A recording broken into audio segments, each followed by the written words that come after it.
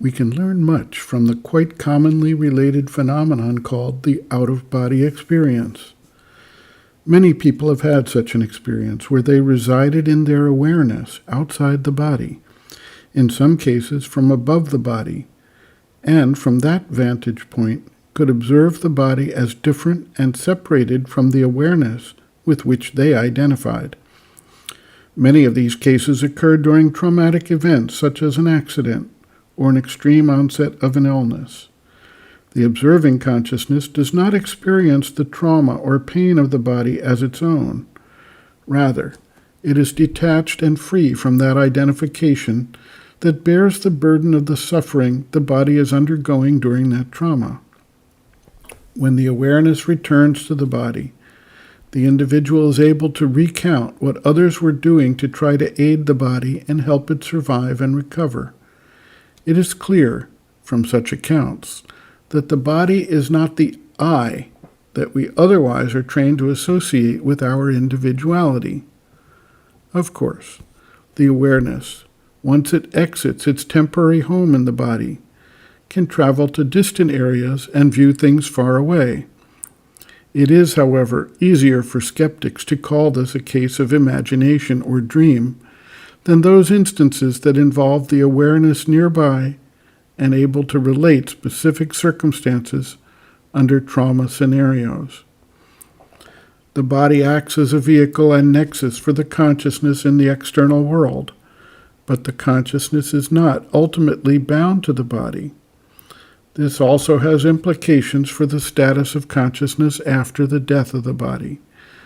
Understanding that the conscious awareness can move outside the body, independent from the body during life, it clarifies the transcendence of death by that same consciousness when the body has completed its usefulness and is being discarded.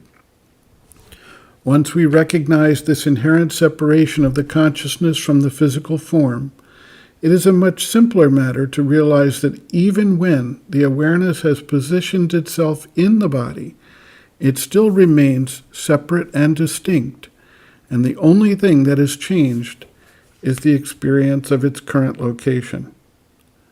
What is possible under extreme and uncontrolled circumstances can be made possible through concentration and repeated conscious effort. It is thus feasible to position oneself in the mental awareness and experience the body as something separate and distinct. Sri Aurobindo writes, quote, "Secondly, with regard to the movements and experiences of the body, the mind will come to know the Purusha seated within it as, first, the witness or observer of the movements, and secondly, the knower or perceiver of the experiences. It will cease to consider in thought or feel in sensation these movements and experiences as its own, but rather consider and feel them as not its own, as operations of nature governed by the qualities of nature and their interaction upon each other. This detachment can be made so normal and carried so far that there will be a kind of division between the mind and the body, and the former will observe and experience the hunger, thirst, pain, fatigue, depression, etc., of the physical being as if they were experiences of some other person with whom it has so close a rapport as to be aware of all that is going on within him. This division is a great means, a great step towards mastery, for the mind comes to observe these things first without being overpowered, and finally, without being at all affected by them, dispassionately, with clear understanding, but with perfect detachment. This is the initial liberation of the mental being from servitude to the body. For by right knowledge, put steadily into practice, liberation comes inevitably." End quote. Reference, Sri Aurobindo and the Mother, Looking from Within, Chapter 5, Attitudes on the Path, pages 163 to 164.